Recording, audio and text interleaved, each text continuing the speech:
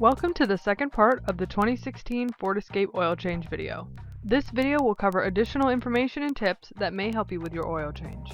This video does not show the full oil change, so I've linked the part 1 video in the description below and in the information card button in the top right corner of this video.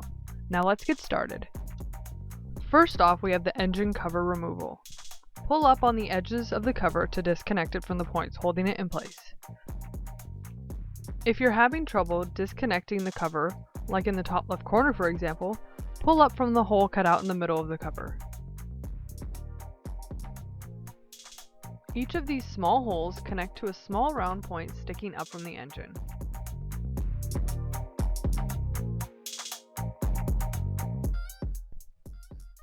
We'll come back to that point a little later. Now let's move on to the next thing, the car's jack points.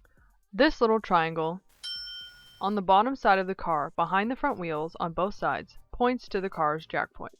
Following the arrow underneath the car, you will find a hole for the jack and jack stands.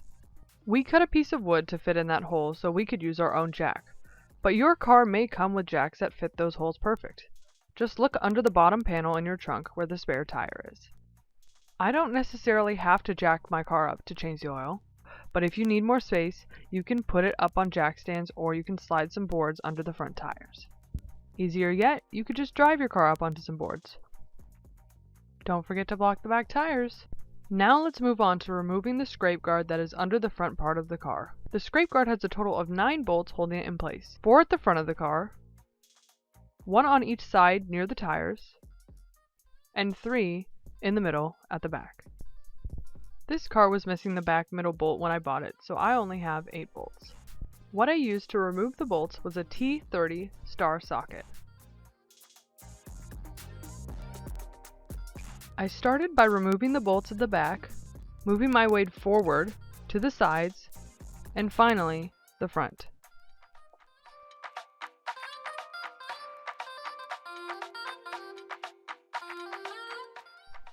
Now that the scrape guard is removed, I can give you a better look at where the bolts go.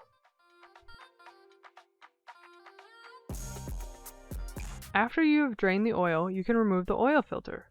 This tool is a 2 3/4 to 3 1/4 inch swivel oil filter wrench. Since it's adjustable, you will have a little more flexibility to fit it through the tight space to get to the oil filter. I'll put a link for this tool in the description.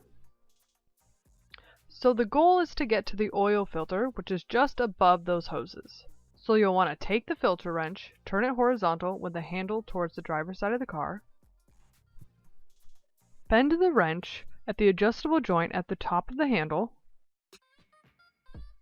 and then fit it between the fan and the hose, pushing it up and securing the wrench around the filter.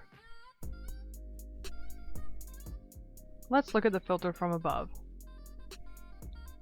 Once the wrench is around the filter, push the handle up, rotating it in a counterclockwise direction until the filter is loose enough for you to twist off by hand.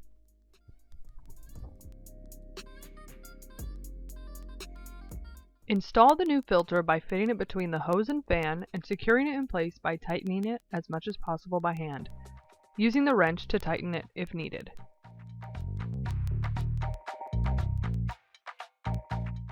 Now let's put back the scrape guard. Starting in the front, working your way back, screw in the bolts by hand.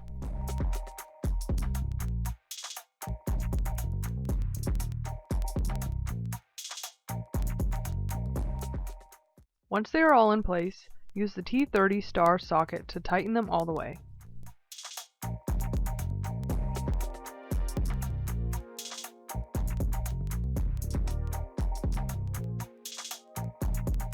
Now back to the engine cover. Remember these points? Take the cover and line up the round points with the small holes they fit into on the back side of the cover. Press down in those 4 spots until each point is secured in place. Now the last thing you want to do is reset the service oil reminder light.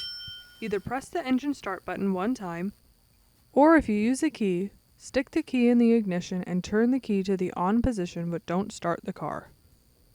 Once you see the oil change required reminder, Press the brake and gas pedals all the way to the floor at the same time, and the Service Oil Reset in Progress message will come up.